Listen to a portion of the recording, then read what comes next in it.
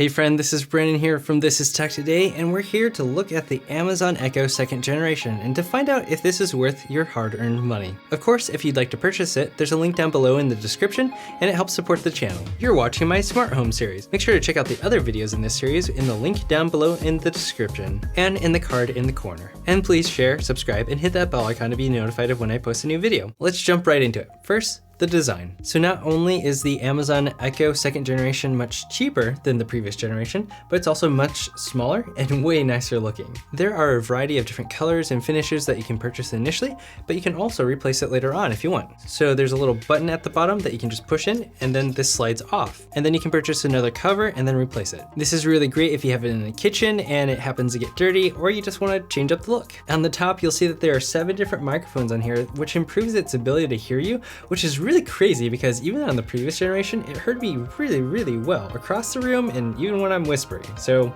this is nice. You'll see that there is a mute microphone button, a manual activation of Alexa, and then a volume up and down. And as you can see here, there is a nice ring around the top that I really like. So it can give you a visual indication of your volume or let you know when Alexa is listening. And on the back, there's an aux out. So if you want to hook it up to some dedicated speakers, you can do that as well. Now, let's talk about the sound. So the sound of this device is both better and worse than the first generation. The first generation speaker kind of sounded a bit honky and muddy, so I wanted a lot more clarity from it. And this one delivers on that. Unfortunately, it does lose a little bit of the low end that I found on the first generation.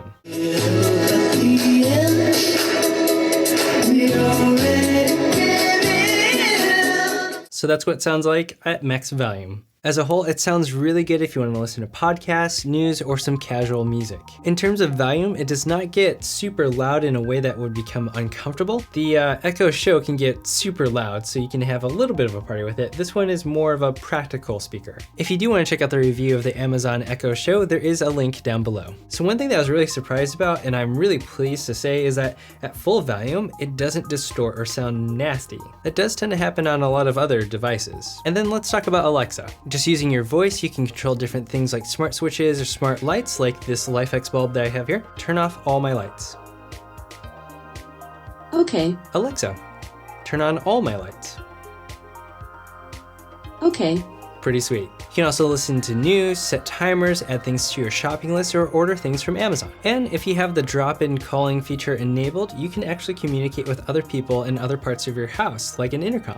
There are a ton of integrations, which are kind of like mini apps for the Amazon Alexa. And because of the different products and services that work with those integrations, you can do a lot with it, but it can be a little bit cumbersome installing each and every one manually. And unfortunately, you do have to speak to Alexa in a very specific way and not conversationally like you can with a Google Home. But one of the benefits of having an Alexa device is that it works well with both Google products and services and Apple products and services. So you won't receive preferential treatment just because you have an iPhone or an Android. The downside is that you don't have a really deep integration with either of them. As a whole, I think the 2nd gen Amazon Echo is a nicely designed option for a smart home device. It blends into your environment well, doesn't take up much room, and is a great option if sound isn't a huge deal for you. If sound is a big deal to you, make sure to check out my review of the Echo Show 2nd generation. And if you don't care about sound too much and just want the Alexa assistant and the ability to control your lights and other smart devices, maybe consider the Echo Dot. So if you want to get your hands on this, there is a link down below in the description, and I have a ton of other videos in this smart home series, so I'll see you over there. If you found this video helpful, please share it. It might help someone else out as well. And subscribe and hit that bell icon and be notified of when I post a new video.